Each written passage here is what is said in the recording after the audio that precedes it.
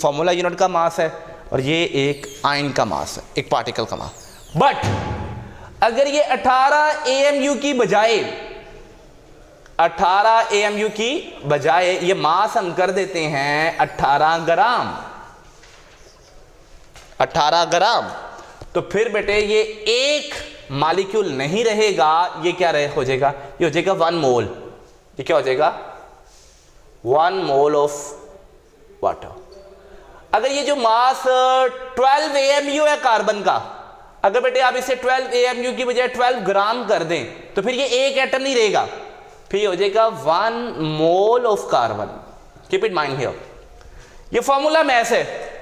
ये AMU की बजाय अगर आप यूनिट कर दें 58.5 ग्राम, तब ये फिर एक फॉर्मूला यूनिट नहीं होगा, ये होगा 1 मोल ऑफ NaCl। अगर ये मैस 96 AMU है, इसकी जगह पर आप ग्राम कर दें 96 ग्राम, तो बेटे ये एक आयन नहीं रहेगा, ये हो जाएगा 1 मोल ऑफ SO4 -2 आयन। अरे वाह, ये तो बड़ा अजीब काम हो गया। तो हम पहले बात कर चुके हैं, जहां कहीं पर मोल आ जाए तो उससे मुराद कौन सा नंबर होएगा, 6.02 इंटू 10⁻23। जहां कहीं पर मोल आ जाए तो उससे मुराद क्या होगा, 6.02 इंटू 10⁻23।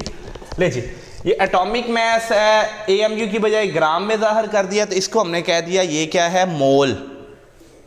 ग्राम में जाहिर कर दिया हम क्या, तो इसका मतलब फिर इसमें पार्टिकल कितने होंगे, क्योंकि एक मोल है तो एक मोल में तो पार्टिकल कितने होने, 6.02 इंटू 10⁻23 एटम्स होंगे। क्यों, क्योंकि कार्बन एक एलिमेंट है और एलिमेंट के पार्टिकल कौन सा होता है, एटम। एलिमेंट का पुत्र पार्टिकल कौन सा होता है, एटम। ठीक है, फिर आगे देखिएगा, 18 ग्राम जो पानी है ये 1 मोल ऑफ वाटर है। क्योंकि 1 मोल है तो 1 मोल का मतलब नंबर कौन सा है, 6.02 इंटू 10⁻23। ऊपर से ये कौन सा है, मोलेकुलर सब्सटेंस, तो पार्टिकल कौन से होंगे, मॉलिक्यूल। इसमें बेटे पार्टिकल कितने होंगे, 6.02 इंटू 10⁻23 मॉलिक्यूल्स। इसी तरह इधर आ जाए आयनिक कंपाउंड NaCl के अंदर, ये मैंने 58.5 AMU की बजाय लिख दिया 58.5 ग्राम, ये मैंने ग्राम में जाहिर कर दिया, कौन सा, फॉर्मूला मैस।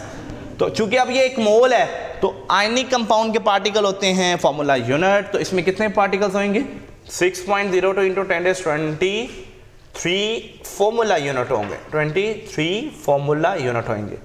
इसी तरह ये आयनिक स्पीशी है, इसमें मैंने ग्राम में जाहिर कर दिया है, तो ये पार्टिकल कितने होंगे, 6.02 इंटू 10⁻23 आयंस होंगे। अरे वाह, हमने मोल देखिएगा, मैंने मोल कैसे लिखा है, मैंने एटॉमिक मास को ना ग्राम में जाहिर किया तो उसे मोल कह दिया, मैंने मोलेकुलर मास को ग्राम में जाहिर किया उसे भी मोल कह दिया, मैंने फॉर्मूला मास को ग्राम में जाहिर कर दिया उसे भी मोल कह दिया, मैंने आयनिक मास को ग्राम में जाहिर कर दिया तो उसे भी मोल कह दिया। और जब भी मैं मोल कहता हूं तो उसमें पार्टिकल्स कितने बन जाते हैं, 6.02 इंटू 10⁻23। और पार्टिकल्स की भी कंफर्मेशन आपको बताई, अगर एलिमेंट है तो पार्टिकल एटम्स कहने हैं, अगर मोलेकुलर सब्सटेंस है तो पार्टिकल मॉलिक्यूल होंगे, अगर आयनिक कंपाउंड है तो पार्टिकल फॉर्मूला यूनिट होंगे, और अगर आयनिक स्पीशी है तो पार्टिकल आयंस होंगे। चले, एटॉमिक मास को ग्राम में जाहिर कर दें, मोलेकुलर मास को ग्राम में जाहिर कर दें, फॉर्मूला मास को ग्राम में जाहिर कर दें, या आयनिक मास को ग्राम में जाहिर कर दें, दिस इज कॉल्ड मोल। इसका मतलब हमने तो मोल की एक डेफिनेशन बना ली बड़ी जबरदस्त किस्म की। तो हम क्या कहेंगे, if atomic mass of an element, या फिर molecular mass of a molecular substance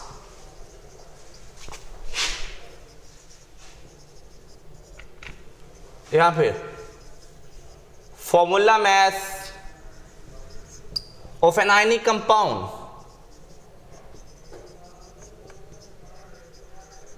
or ionic mass of an ionic species is expressed in gram, then it is called मोल। ठीक है बच्चों, अगर एलिमेंट की एटॉमिक मास को, मॉलिक्यूलर सब्सटेंस की molecular mass को, फॉर्मूला मास आयनिक कंपाउंड का, और यहाँ फिर ionic mass of an ionic species, इसको अगर हम ग्राम में ज़ाहिर करते हैं, दिस इज कॉल्ड मोल्स। और इसमें पार्टिकल्स कितने होंगे? 6.02 इंटू 10⁻23 पार्टिकल्स होंगे। क्लियर? अच्छा, एक और बात, बड़ी मजे की बात, एक होता है gram atom which is also called as a mole, but एक होता है gram molecule, it is also called as a mole. और बेटे एक होता है आपके पास gram formula, it is also called as a mole. और बच्चे एक होता है हमारे पास gram ion which is also called as a mole. ठीक है, अब ये किसे कहना है? ये अटैच है किसके साथ? एटॉमिक मास के साथ। ठीक है, यानी ये वाली टर्म जो है, if atomic mass of an element is expressed in gram then it is called gram atom या मोल। ठीक है, बट आगे आ जाता है हमारे पास gram molecule, if molecular mass of a molecular substance is expressed in gram then it is called gram molecule।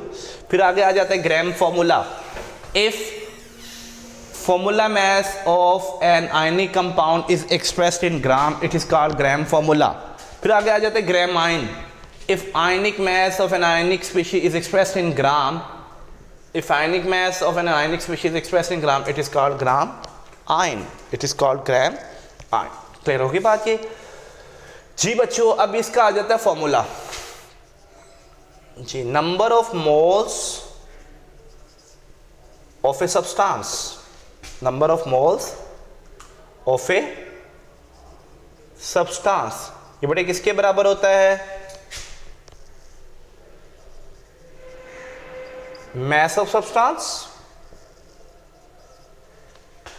over molar mass of substance। ठीक है बच्चों, मोलर मास होता है किसी भी सब्सटेंस के एक मोल का मास। इसी से सारे फॉर्मूला आप क्या कर सकते हैं? जनरेट कर सकते हैं। मसलन सब्सटेंस आपको पता है क्या क्या हो सकता है? सब्सटेंस मॉलिक्यूलर सब्सटेंस भी हो सकता है, सब्सटेंस आयनिक कंपाउंड भी हो सकता है, सब्सटेंस आयनिक स्पीशी भी हो सकता है, सब्सटेंस एलिमेंट भी हो सकता है। अगर देखिएगा, अगर ये होता number of moles of molecular substance, अगर ये होता number of moles of molecular substance, तो ये बराबर आना था mass of molecule divided by molecular mass, divided by क्या आ जाना था? Molecular mass. अगर ये होता है number of moles of an ionic compound, तो number of moles of ionic compound बराबर आ जाना था बेटे mass of ionic compound divided by formula mass, divided by formula मास। और अगर ये होता number of moles of ionic species, तो ये बेटे बराबर किसके आ जाना था? मास ऑफ आयन या आयनिक स्पीशी ओवर आयनिक मास। और अगर ये होता number of moles of element, तो ये बराबर आ जाना था mass of element in gram over atomic mass. ठीक है बच्चों, यानी किसी एलिमेंट के एक मोल का मास, किसी मॉलिक्यूलर सब्सटेंस के एक मोल का मास, किसी आयनिक कंपाउंड के एक मोल का मास, किसी आयनिक स्पीशी के एक मोल का मास, उसको कलेक्टिवली आप क्या बोल सकते हैं? Molar mass. यानी मोलर मास किसी भी सब्सटेंस के एक मोल का मास होता है। ठीक है बच्चों, तो आप ऐसे करें, स्क्रीनशॉट लेना है तो ले लें बेटे, फिर हम क्या करते हैं? आके मूव करते हैं जी। Done, going to remove this one here.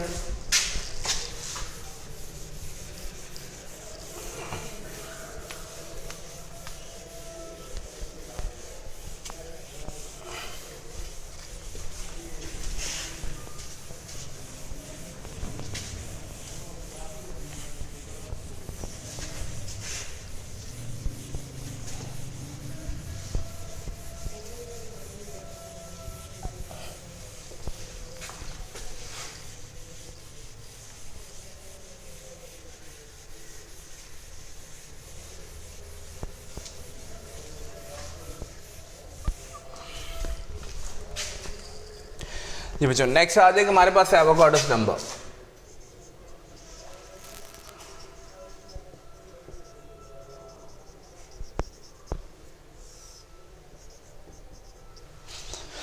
तो आपको बताया था मोल के टॉपिक में कि ये जो नंबर है ना 6.02 इंटू 10⁻23, इस नंबर को क्या कहते हैं? Avogadro's number. ये नंबर कितनी क्वांटिटी में मौजूद होता है? 1 मोल।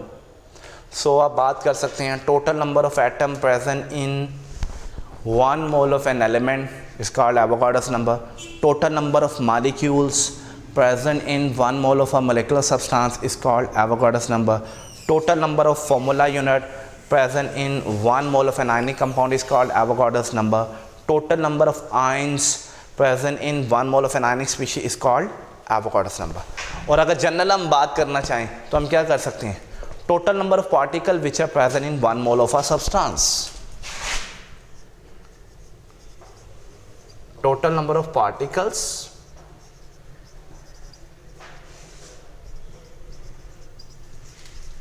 which are present in 1 mole of a substance is called Avogadro's number. तो इसी में वो काफ़ी ज़्यादा डेफिनेशन आ जाएंगे। पार्टिकल आपको पता है एटम भी हो सकता है, मॉलिक्यूल भी हो सकता है, आयन भी हो सकता है, फॉर्मूला यूनिट भी हो सकता है। मसलन इसकी तारीफ एक बन सकती है total number of atoms which are present in 1 mole of an element. यहाँ पे total number of molecules which are present in 1 mole of a molecular substance. यहाँ पे total number of formula unit which are present in 1 mole of an ionic compound. यहाँ पे total number of ions which are present in 1 mole of an ionic species, that is called Avogadro's number. ठीक है बेटे। अब Avogadro's को symbolically तो हम Na कह देते हैं ना, ए सबस्क्रिप्ट पे लगाना है, राइट सबस्क्रिप्ट पर कैपिटल है, एवोगाड्रोस नंबर। तो बेटे इसकी वैल्यू कितनी होती है भला? 6.02 into 10⁻23। This is Avogadro's number. Okay, जिस तरह हमने बात की थी, अगर आपको याद हो 1 मोल ऑफ कार्बन, एक तो हमने बात की थी इसमें कितने ग्राम होते हैं? 12 ग्राम। ठीक है, और चूंकि कार्बन एलिमेंट है तो पार्टिकल तो एटम होंगे, तो पार्टिकल कौन से होंगे? 6.02 इंटू 10⁻23 एटम्स। ओके, और अगर हो ये 1 मोल ऑफ वाटर तो 16 ऑक्सीजन का, 2 हाइड्रोजन का, 2 कुल मिलाकर 18 ग्राम। तो वाटर आपको पता है ये मोलेकुलर सब्सटेंस है, तो इसमें पार्टिकल कौन से होंगे? मॉलिक्यूल। 6.02 इंटू 10⁻23 मॉलिक्यूल्स आ जाएंगे। ठीक है पुत्र। उसके बाद देखिएगा हमारे पास 1 मोल ऑफ NaCl। अब NaCl आपको पता है नहीं कंपाउंड है, तो पार्टिकल कौन से होंगे इसके अंदर? Formula unit. ये कितना आ जाएगा? 23 सोडियम का, क्लोरीन का 35 या 5, कुल मिलाकर 58.5 ग्राम। अब इसमें आपने एटम नहीं कह देना है, आपने इसमें क्या कह देना है? Formula unit. 6.02 into 10⁻23 formula unit, formula units. ठीक है बच्चों। इसी तरह हमारे पास आ गया 1 मोल ऑफ SO4-2। अब आपको पता है आयनिक स्पीशीज, एक सल्फर का मास 32, एक का ऑक्सीजन का 16, 4 का 64, 32 और 64 हो गए 96 ग्राम। तो पार्टिकल्स तो इतने ही होंगे। 6.02 इंटू 10⁻23, चूंकि आयनिक स्पीशीज है तो पार्टिकल क्या होंगे? आयन्स होंगे। ठीक है बच्चों। अच्छा, बड़े ध्यान से इसका फॉर्मूला जनरेट करते हैं। हम फॉर्मूला जनरेट करते हैं कैसे? बेटे आपने देखा कि अगर 1 मोल है तो पार्टिकल कितने होने हैं? Na, यानी 6.02 इंटू 10⁻23 एवोगाड्रोस नंबर। Na भी कह ले, 6.02 इंटू 10⁻23 भी कह ले। अच्छा, 1 मोल में Na पार्टिकल है, 2 मोल में ऑफकोर्स 2 Na, 3 मोल में ऑफकोर्स 3 Na। इसका मतलब अगर पार्टिकल्स निकालने हैं तो नंबर ऑफ मोल्स को मल्टीप्लाई करना पड़ेगा एवोगाड्रोस नंबर से। दोबारा सुनिएगा, किसी भी सब्सटेंस का अगर 1 मोल है तो उसमें पार्टिकल्स कितने होंगे? Na। 2 मोल में कितने पार्टिकल होंगे? 2 Na। 3 मोल में 3 Na। 4 मोल में 4 Na। इसका मतलब पार्टिकल कैसे निकालने हैं? नंबर ऑफ मोल्स को मल्टीप्लाई कर एवोगाड्रो नंबर से मल्टीप्लाई कर। ओके, तो हम बात कर सकते हैं number of particles, number of in A substance. ये बेटे बराबर किसके होंगे? Number of moles of substance multiply क्या आ जाएगा, एवोगाड्रोस। ये आपने जनरेट किया अभी फॉर्मूला, क्योंकि अभी हमने बात की थी कि अगर एक मोल में Na पार्टिकल है, मतलब 6.02 इंटू 10⁻23, तो 2 मोल में 2Na पार्टिकल होंगे, 3 मोल में 3Na, तो फार्मूला बन गया कि पार्टिकल निकालने हैं तो भाई मोल्स को मल्टीप्लाई कर दो किससे, एवोगाड्रोस नंबर से। ओके, अच्छा अगेन देखिएगा, number of particles in a substance. अरे वाह, आपको याद होएगा आपने नंबर ऑफ मोल्स का भी तो एक फॉर्मूला बनाया हुआ है। नंबर ऑफ मोल्स को आपने क्या बोला है, मैस ऑफ सब्सटेंस। लेकिन बेटे इंपॉर्टेंट बात क्या है, ये मैस कौन सा आना चाहिए, ग्राम में लेना है, ठीक है, डिवाइडेड बाय क्या आ जाएगा, मोलर मैस। तो मोलर मैस क्या होता है, किसी भी सब्सटेंस के 1 मोल का मैस मल्टीप्लाई एवोगाड्रोस नंबर। तो अगर मोल से पार्टिकल निकालने हो तो ये फॉर्मूला लगा लें, अगर मैस से पार्टिकल निकालने हो तो ये फॉर्मूला निकाल लें। अब इसी से काफ़ी ज़्यादा फॉर्मूला क्या होते हैं, जनरेट होते हैं। मसलन अगर मैं इधर एलिमेंट ले, number of atoms in an element, number of atoms in an element, ये बराबर आ जाएगा number of moles of element multiply Avogadro's number, mass of element over उसका atomic mass multiply Avogadro's number. ठीक है, अगर आ जाता है number of molecules in a molecular substance, तो बेटे ये बराबर आ जाएगा number of moles of molecular substance multiply Avogadro's number, और ये आ जाएगा mass of molecular substance over molecular mass multiply Avogadro's number. और अगर आ जाता है number of formula unit in an ionic compound, तो ये बराबर आ जाएंगे number of moles of ionic compound multiply Avogadro's number. But यहाँ से ये बन जाएगा mass of ionic compound over formula mass multiply Avogadro's number. और अगर आ जाते हैं ions, number of ions in an ionic species, ये बराबर आ जाएगा number of moles of ionic species multiply Avogadro's number. और बेटे इधर आ जाएगा mass of ionic species over ionic mass multiply Avogadro's. इस तरह ये और फॉर्मूला आप क्या कर सकते हैं, जनरेट कर सकते हैं। ठीक है बच्चों, ये आपका एवोगाड्रोस नंबर हुआ टॉपिक। तो I am going to remove this one, मैं इसको रिमूव कर रहा हूँ। जी बच्चों, स्क्रीनशॉट ले सकते हैं आप लोग।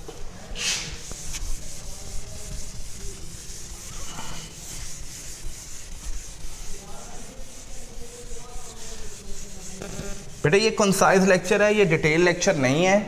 डिटेल लेक्चर आपका इसी पाक गैरिसन के चैनल में मौजूद है। आप एवोगाड्रोस नंबर पाक गैरिसन लिखेंगे तो वो टॉपिक निकल आएगा, उसमें डिटेल दिया हुआ है। ये बिल्कुल कंसाइज करके हमने किया हुआ, यानी रिवीजन के लिए आप क्या लें।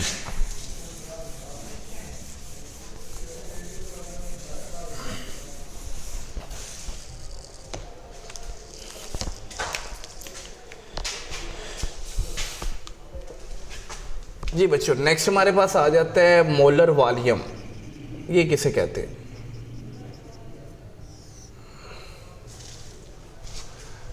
मोलर वॉल्यूम का लफ्ज़ी मतलब क्या होता है? एक मोल का वॉल्यूम। मोलर वॉल्यूम का लफ्ज़ी मतलब क्या होता है? एक मोल का वॉल्यूम। तो ये टर्म गैसेस के लिए इस्तेमाल की जाती है। ठीक है बच्चों, किसके लिए इस्तेमाल की जाती है? गैसेस के लिए। तो किसी भी गैस के एक मोल का वॉल्यूम STP पर, स्टैंडर्ड टेम्परेचर प्रेशर पर, उसे हम क्या कह देंगे? Molar volume. ठीक है, द वॉल्यूम occupied by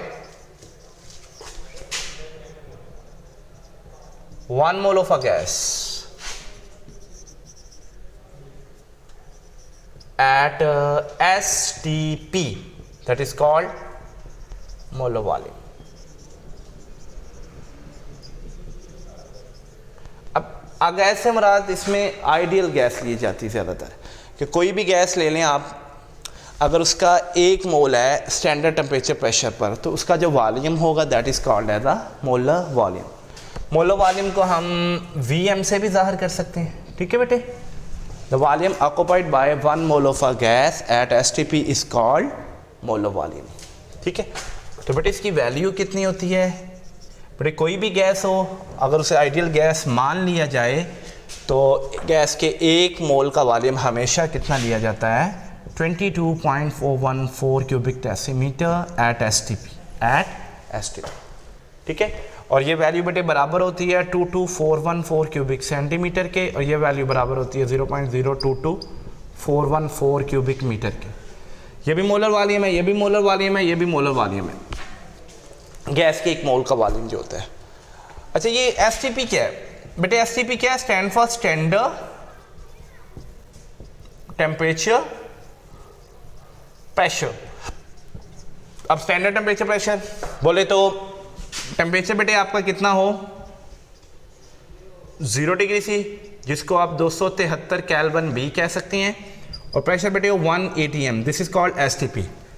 यानी इस टेम्परेचर प्रेशर पर किसी भी आइडियल गैस के एक मोल का जो वॉल्यूम होगा उसे हम क्या कह देंगे? Molar volume. ऐसे भी बोल सकते हैं the volume of 1 mole of any ideal gas at STP, the volume of 1 mole of any ideal gas at STP, that is called molar volume. यहाँ पे volume occupied by 1 mole of a gas at STP, that is called as a molar volume. और ये किसी भी gas के एक मोल का volume है। ठीक है बच्चों, ज़रा हम बात कर लेते हैं। मतलब मैं कहता हूँ मेरे पास है 1 mole of H2, 1 mole of H2, तो आप देख सकते हैं कि H2 के H के एक एटम का एग्जैक्ट मैं ऐसा अगर बोलूँ तो 1.008, और 2 H हैं तो 2.016 हो जाएगा, 1.008 का डबल, यह आ जाएगा 2.016 ग्राम। चूँकि पुत्र 1 मोल है तो H2 है भी मोलेकुलर सब्सटेंस, तो पार्टिकल कितने होंगे? 6.02 इंटू 10⁻23 मालिक्यूल्स होंगे। क्या होंगे? और चूंकि गैस का एक मोल है और कंडीशन भी कौन सी है? एसटीपी, मतलब स्टैंडर्ड टेम्परेचर प्रेशर, इतना टेम्परेचर और इतना प्रेशर, तो फिर वॉल्यूम कितना होगा? 22.414 क्यूबिक डेसीमीटर। क्यूबिक सेंटीमीटर में करना होगा तो 22414 क्यूबिक सेंटीमीटर। इसी तरह बेटे अगर मेरे पास है जी 1 mole of CH4, 1 mole of CH4 कर लें, तो एक कार्बन का मास 12, 4 हाइड्रोजन का 4, 12 और 4 कितना हो गया? 16। इसे आप क्या कह लें? 16 ग्राम ऑफ मीथेन कह लें। चूंकि एक मोल है तो पार्टिकल्स तो इतनी आएंगे, 6.02 इंटू 10⁻23 मालिक्यूल। CH4 जो है ये भी क्या है? एक मोलेकुलर सब्सटेंस है, तो पार्टिकल मालिक्यूल ही होंगे। जबकि वॉल्यूम चूंकि 1 मोल है, आइडियल गैस के तौर पर ले रहे हैं, तो 22.414 क्यूबिक डेसीमीटर आएगा। इसी तरह बेटे लेते हैं हम 1 मोल ऑफ O2 गैस। अब ऑक्सीजन के एक ऑक्सीजन है तो 16, 2 ऑक्सीजन है तो 32, ये होगा 32 ग्राम। और बेटे पार्टिकल्स क्या होंगे? 6.02 इंटू 10⁻23 मालिक्यूल्स होंगे। बेटे वॉल्यूम कितना होगा? 22.414 क्यूबिक डेसीमीटर। ठीक है बच्चों, तो ये आप देख सकते हैं कि मेरे पास डिफरेंट गैसेज हैं।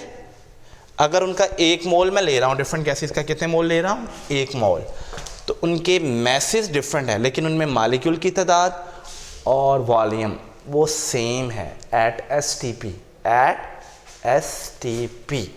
ठीक होगी बात ये? तो आप देख सकते हैं कि गैस के जो मालिक्यूल का है, इनका साइज़ और मैसेज डिफरेंट है, इनका साइज़ और मैसेज डिफरेंट है, लेकिन इनका वॉल्यूम क्या है? सेम है। इनका वॉल्यूम क्या है? सेम। तो इससे हम ये कंक्लूजन निकाल सकते हैं, message and sizes of the molecule of gases do not affect the volume, because it has been observed that the average distance between two molecules of a gas is estimated कितना है? More than 300 times their own diameter। तो देखा ये गया है कि gas के 2 molecules का जो एवरेज डिस्टेंस है वो कितना हो सकता है?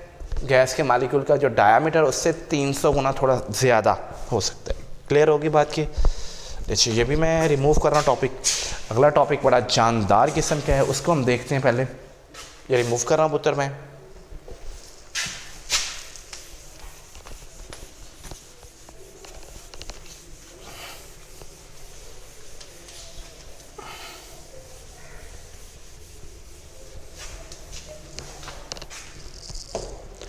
जी बच्चों, अगला टॉपिक का नाम है हमारे पास stoichiometry.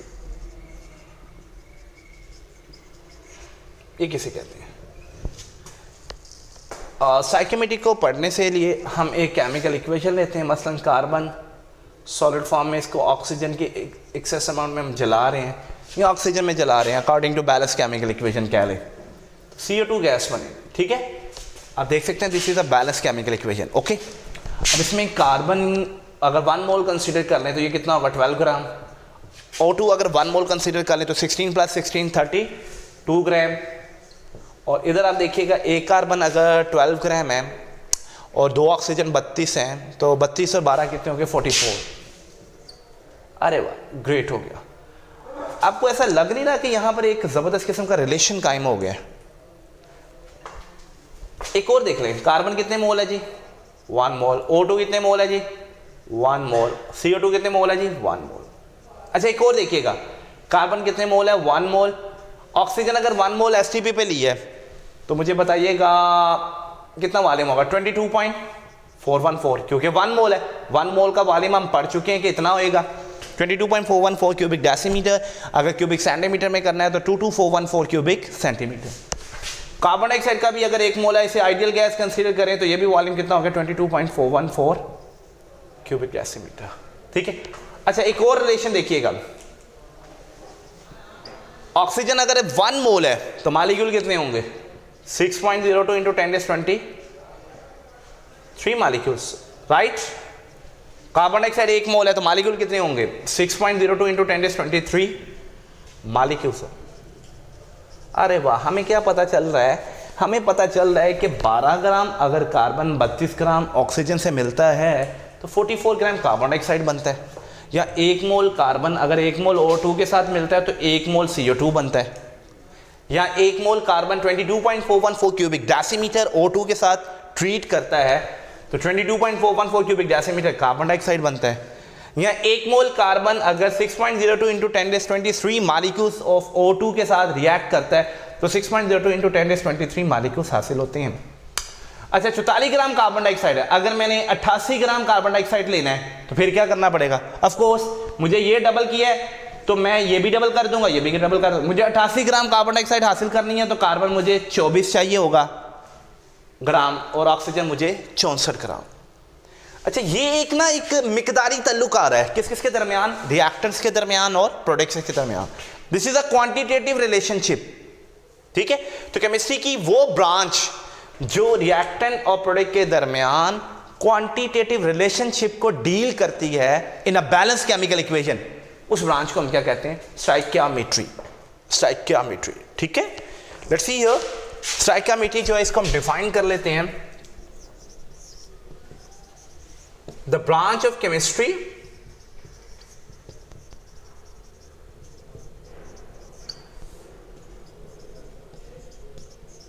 which deals with the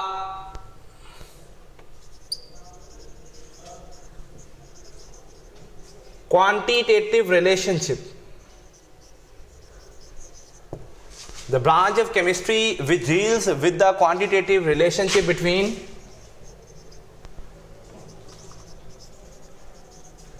reactants and products in a balanced chemical equation. In a balanced chemical equation that is called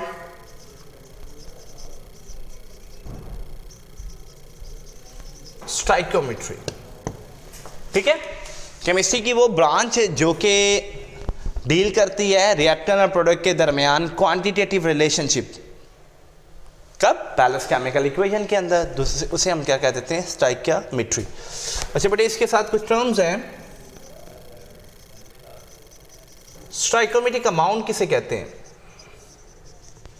बड़ा आसान, amount of reactant and product in a balance chemical equation is called stoichiometric amount. The amount of reactants and products in a balance chemical equation is called stoichiometric amount. मसलन इस equation में stoichiometric amount क्या है? 12 gram carbon, 32 gram oxygen and 44 gram carbon dioxide. These are stoichiometric amounts. ठीक हो की बात? लेकिन अगर मैं कहता हूँ कि H2 + O2 रिएक्ट कर कर क्या बना रहे हैं? पानी बना रहे हैं। लुक एट हियर, क्या ये इक्वेशन बैलेंस है? जी बैलेंस है। 4 हाइड्रोजन 4 ग्राम, 2 ऑक्सीजन 32 ग्राम और 16 और 2 18, 2 36 ग्राम। अब इस इक्वेशन में 4 ग्राम हाइड्रोजन, 32 ग्राम ऑक्सीजन, 36 ग्राम पानी, ये स्टोइकियोमेट्रिक अमाउंट है। The amount of reactant and products in a balance chemical equation is called stoichiometric amount. अच्छा एक होता है हमारे पास स्टोइकोमेट्रिक कैलकुलेशन ये किसे कहते हैं? जिस तरह अभी बात मैंने की थी कि 44 ग्राम कार्बन डाइऑक्साइड मुझे हासिल हो रहा है 12 ग्राम कार्बन से और 32 ग्राम ऑक्सीजन से, but if I want to obtain 88 gram carbon dioxide, यानी डबल प्रोडक्ट चाहिए मुझे, तो रिएक्टेंट भी क्या हो जाएगा? डबल हो जाएगा। रिएक्टेंट भी क्या हो जाएगा? डबल हो जाएगा। यानी 12 की बजाय ये हो जाएगा 24 ग्राम और 32 की बजाय क्या हो जाएगा? ये 64 ग्राम ऑक्सीजन हो जाएगी। अच्छा, ये जो भी मैंने कैलकुलेशन की है जहन में की है, लेकिन इसमें फॉलो किसे किया है? बैलेंस केमिकल इक्वेशन को। तो ऐसी तमाम calculation which are based on a balance chemical equation they are called stoichiometric calculation. ठीक है, those calculation which are based on the balance chemical equation they are called stoichiometric calculation. अच्छा बेटे, जब कभी स्टोइकोमेट्रिक कैलकुलेशन हम perform करें, कुछ चीज़ें अज्यूम करनी पड़ती हैं जिन्हें हम क्या कह देते हैं? अजम्पशंस, फ़र्ज़ की हुई चीज़ें या मफरूज़ात। तो पहला मफरूज़ा, पहली अजम्पशन क्या है? हमें ये फ़र्ज़ करना पड़ता है कि जितना हमने रिएक्टेंट लिया है वो मुकम्मल तौर पे प्रोडक्ट में कन्वर्ट हुआ है। All the reactant is completely converted into the products, पहली बात। दूसरी अजम्पशन क्या होगी? नो साइड रिएक्शन अक्कर, कोई भी साइड रिएक्शन वकू पजीर नहीं हो रहा। तीसरी बात, ये हमें कंफर्म करना पड़ता है कि law of conservation of mass और law of definite proportion are obeyed. ये तीन अजम्पशन है। नंबर 1, all the reactants are completely converted into the products. Number 2, no side reaction occur. Number 3, law of conservation of mass and law of definite proportion are to be obeyed. ठीक है बच्चे, ये हमारे पास आ रहा है। अब आप देख सकते हैं कि बैलेंस केमिकल इक्वेशन में क्वांटिटेटिव रिलेशनशिप तो काफ़ी तरह का होता है ना। आप देख रहे हैं, ये मैस और मैस का रिलेशनशिप हो सकता है, मैस मोल का रिलेशनशिप हो सकता है, मैस वॉल्यूम का रिलेशनशिप हो सकता है, मोल वॉल्यूम का रिलेशनशिप हो सकता है। तो आगे हम बेटे हम डिस्कस करते हैं रिलेशनशिप्स। हमारे पास आ गया मैस मैस रिलेशनशिप। ये किसे कहेंगे? बट इसमें क्या होगा? अगर हमें एक सब्सटेंस का मैस दिया हुआ है, we can determine the mass of an other substance. ठीक है, if we are given a mass of one substance then we can find the mass of an other substance. This is called mass mass relationship. आगे क्या आ गया? Mass mole relationship. ये किसे कहेंगे? If we are given a mass of one substance then we can find the mole of an other substance and vice versa. मतलब if we are given a mole of one substance then we can determine mass of an other substance. अच्छा, तीसरे number पे आ गया मोल volume relationship. ये किसे कहेंगे?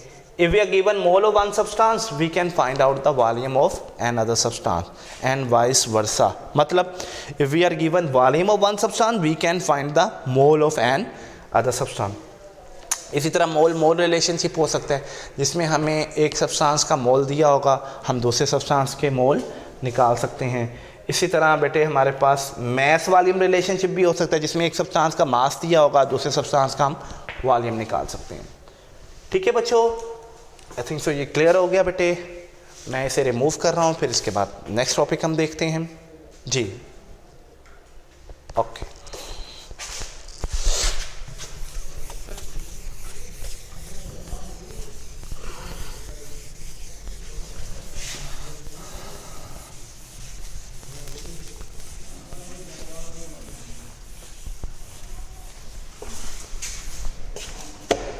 जी बच्चों, हमारे पास अगला टॉपिक आ जाता है लिमिटिंग रिएक्टेंट।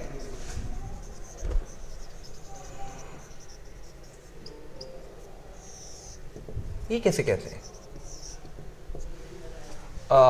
लिमिटिंग रिएक्टेंट कहते हैं किसी भी केमिकल रिएक्शन में ऐसा रिएक्टेंट जो अपनी कम मिकदार की वजह से जल्दी ख़त्म हो जाए और वह प्रोडक्ट की मिकदार को कंट्रोल भी कर रहा हो, उसे हम क्या कह देते हैं? Limiting reactant.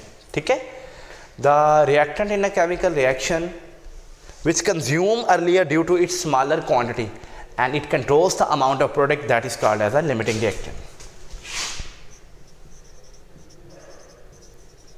The reactant in a chemical reaction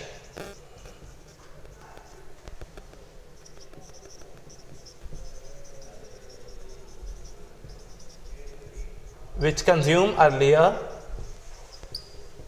due to its smaller quantity and it controls the amount of product is called limiting reactant। But किसी भी केमिकल रिएक्शन में ऐसा रिएक्टेंट जो अपनी कम मिकदार की वजह से जल्दी ख़त्म हो जाए और वह प्रोडक्ट की मिकदार को कंट्रोल भी कर रहा हो, उसे हम क्या कह देते हैं, limiting reactant. So keep in mind here the concept of limiting reactant can only be applied when we have non stoichiometric amount, non balance chemical equation हमारे पास मौजूद होगी और उसमें जो रिएक्टेंट की मिकदार होगी ना, तब ये बात डिस्कस कर सकते हैं। ठीक है, तो जब बैलेंस केमिकल इक्वेशन होगी तो उसमें कोई रिएक्टेंट जल्दी खत्म नहीं होगा, वो सब ने इक्वली खत्म होना है। ठीक है, तो there is no limiting reactant in a balance chemical equation. ठीक होगी बात ये। Limiting reactant concept can only be applied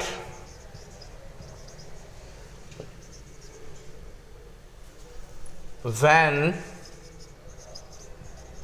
we have non-stoichiometric amount। अच्छा, क्या मतलब है इससे? मतलब अभी हमने बात की थी कि कार्बन और ऑक्सीजन मिलकर क्या बन गया, कार्बन डाइऑक्साइड। ये 12 ग्राम था, ये 32 ग्राम था और ये कुल मिलाकर कितना हो गया, 44 ग्राम। 12 जमा 32 क्या होता है, 44 और 44 ग्राम प्रोडक्ट्स। ये बैलेंस केमिकल इक्वेशन। और ये वाली अमाउंट नॉन स्टाइकोमेट्रिक नहीं है, ये है स्टाइकोमेट्रिक अमाउंट, क्योंकि हमने पढ़ा था बैलेंस केमिकल इक्वेशन में रिएक्टेंट प्रोडक्ट की जो मिकदार है that is the stoichiometric amount. लेकिन अगर मैं कहता हूं 40 ग्राम कार्बन है, 32 ग्राम ऑक्सीजन है, अब ये वाली अमाउंट जो है ना, 40 ग्राम कार्बन 32 ग्राम ऑक्सीजन, ये होगी नॉन स्टाइकोमेट्रिक अमाउंट, जो कि बैलेंस केमिकल इक्वेशन के मुताबिक नहीं है। ये वाली अमाउंट तो बैलेंस केमिकल इक्वेशन के मुताबिक है, लेकिन ये वाली अमाउंट बैलेंस केमिकल इक्वेशन के मुताबिक नहीं। अब जरा देखिएगा, मुझे पता चल रहा है कि 12 ग्राम 32 ग्राम से जब मिलेगा तो 44 ग्राम कार्बन डाइऑक्साइड मिलेगी। या इसको ऐसा भी कह सकते हैं, 32 ग्राम सिर्फ कार्बन कितनी कंज्यूम कर सकता है, 12 ग्राम। 32 ग्राम कार्बन कितनी कंज्यूम कर सकते हैं। इसी तरह 32 ग्राम अगर ऑक्सीजन है, 32 ग्राम क्या है, ऑक्सीजन है, कार्बन है 40 ग्राम, लेकिन बैलेंस केमिकल इक्वेशन बताती है कि 32 ग्राम ऑक्सीजन सिर्फ 12 ग्राम कार्बन कंज्यूम कर सकते हैं।